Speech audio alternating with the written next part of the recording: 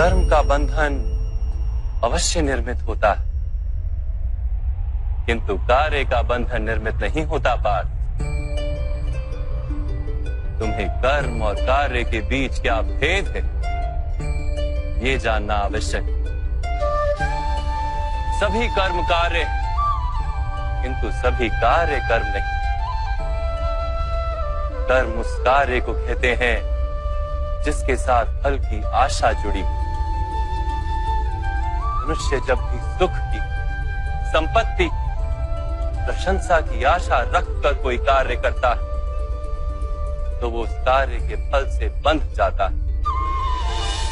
जब किसी कर्म को फल की आशा से किया जाए तो उसे सकाम कर्म योग कहते हैं, और जब किसी कर्म को बिना किसी फल की आशा से किया जाए तो उसे निष्काम कर्म योग कहते हैं।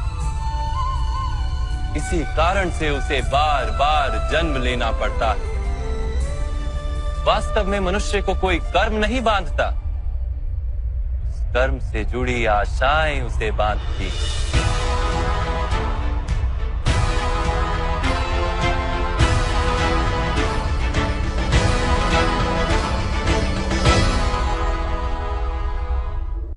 वास्तव में मनुष्य को कोई कर्म नहीं बांधता, उस कर्म से जुड़ी आशाएं उसे बांधती हैं।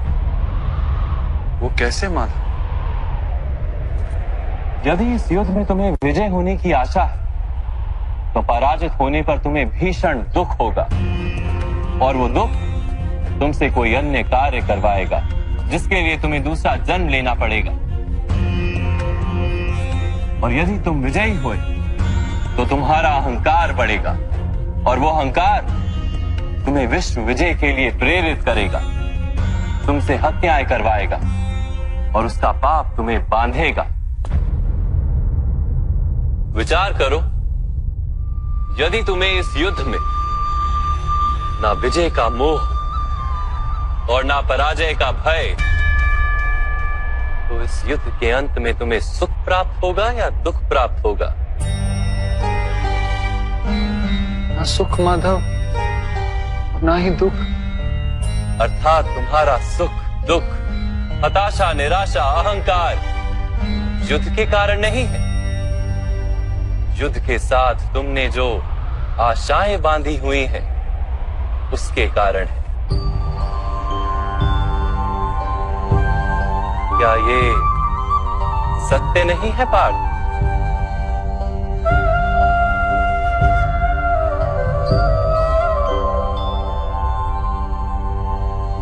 सुख दुखे समे कृत्वा लाभा लाभो जया जयो ततो युद्धाय युज्यस्व नैवं पाप मवाप्स्यसि।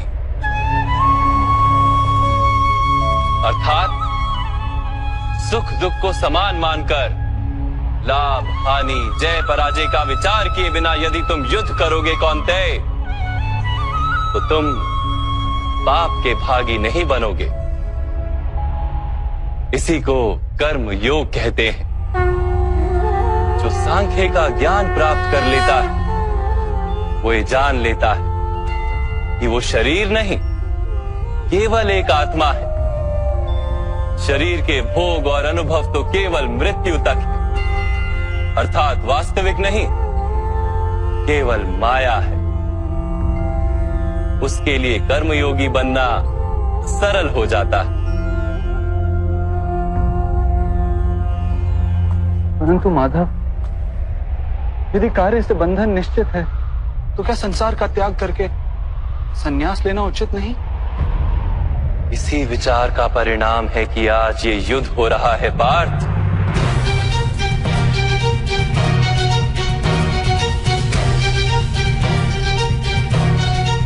विचार करो, जब सत्व गुण से भरे धर्म को जानने वाले लोग कर्मों का त्याग करते हैं, तब अधर्म से भरे लोग भी संसार को चलाते हैं।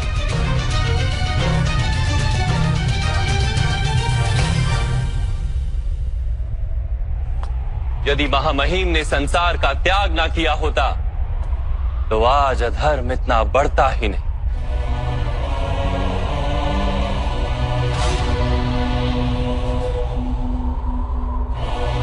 और तुम्हारे पिता ने यदि संन्यास ना लिया होता तो आज भ्राता युधिष्ठिर सुख से राज कर रहे होते।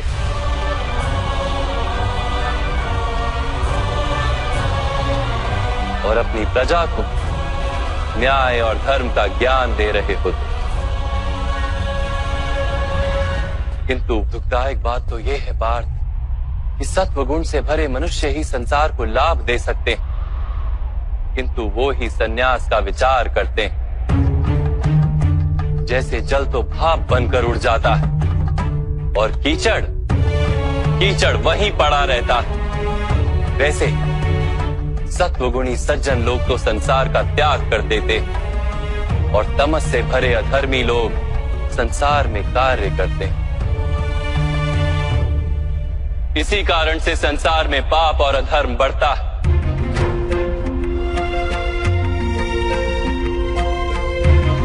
किंतु कर्मयोग इस विचित्र स्थिति से सारे संसार का रक्षण करता है।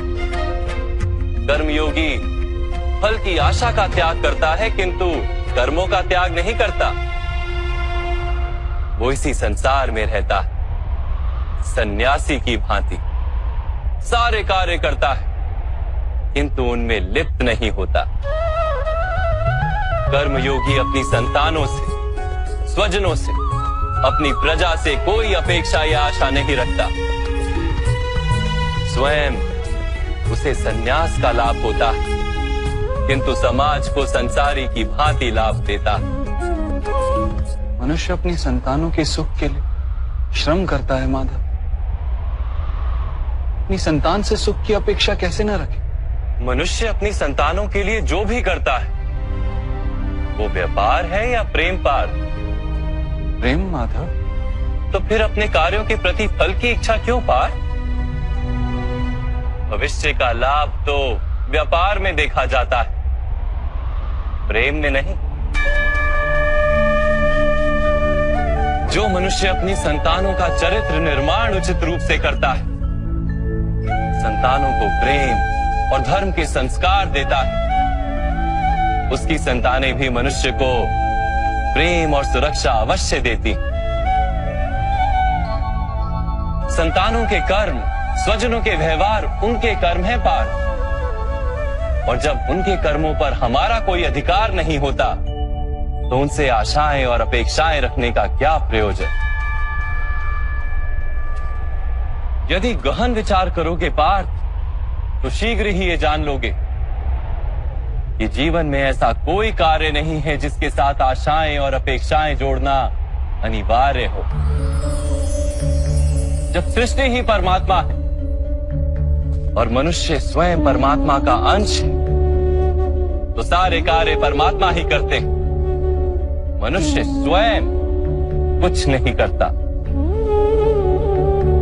यही कर्मयोग का मूल सिद्धांत है पार्थ।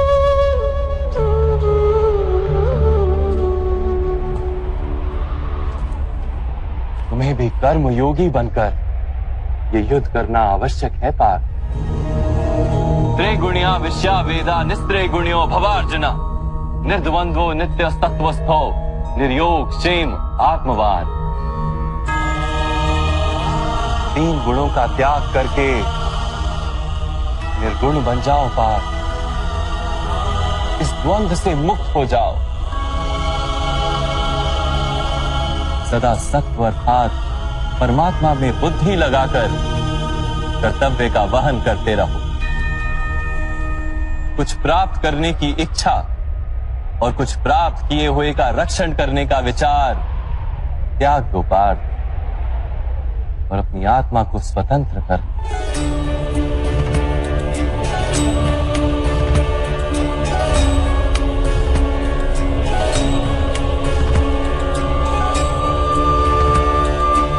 स्मरण रहे पार्थ, कर्मण्यवाधिकारस्ते मा फलेषु कदाचन मा कर्म फल हेतुर्भु मा ते संगोस्त्व कर्मणि। तुम्हारा अधिकार तो केवल कर्म करने का है, फल तो ईश्वर के हाथ में। इसलिए ना कर्म से भागना उचित है और ना ही कर्म के फल की आशा रखना उचित है।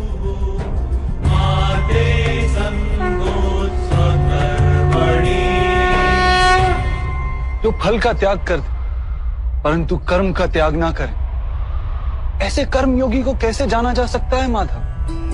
विश्या विनिवर्तन्ते निरहारस्य देहिनः रसवर्जम रसोप्यस्य परम दृष्ट्वा निवर्तते।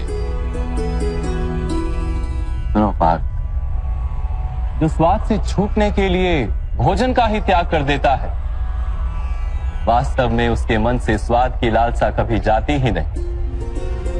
उसे दोहरी हानि होती है। एक तो वो निर्बल हो जाता है, जिसके कारण परमात्मा को प्राप्त करने का जो प्रयत्न अनिवार्य है उसे वो नहीं कर पाता, और दूसरा, सदा ही उसका मन स्वाद की लालसा से भरा रहता है। इसलिए भोजन का त्याग करने से उत्तम है स्वाद की लालसा का ही त्याग कर दिया जाए। कर्म योगी अपने मन की सारी लालसाओं को खींच लेता है, जीवन को कर्तव्य मानकर कार्य अवश्य करता है, किंतु उन कार्यों से जुड़ता नहीं। और बात, जो व्यक्ति अपने कार्यों से आशाएं और इच्छा नहीं रखता, उसी के कार्य पूर्ण होते हैं। एक असफलता से दुखी होकर जिसका मन डोलता नहीं, एक सफलता से आनंदित होकर जो स्वयं को सर्वश्रेष्ठ नहीं मानता, ऐसे ही व्यक्ति को कर्म योगी कहते हैं। और ऐसा व्यक्ति जीवन में बार बार सफल होता है।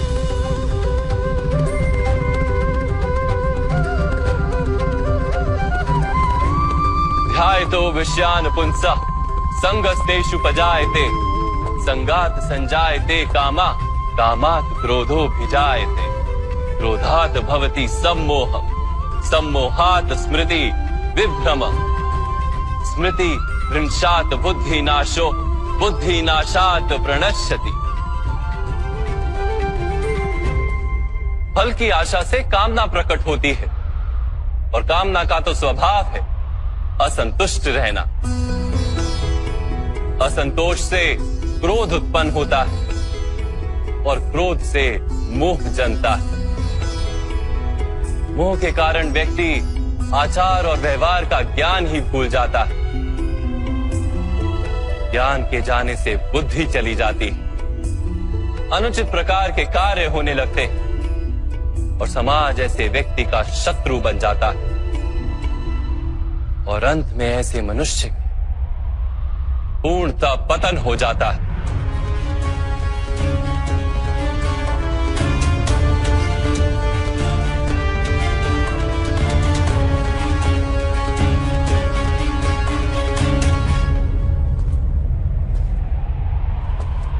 जैसे भ्राता दुर्योधन, उनके सेनापति महामहिम उनके ही शत्रु हैं, और तुम्हें विजय का आशीर्वाद दिया।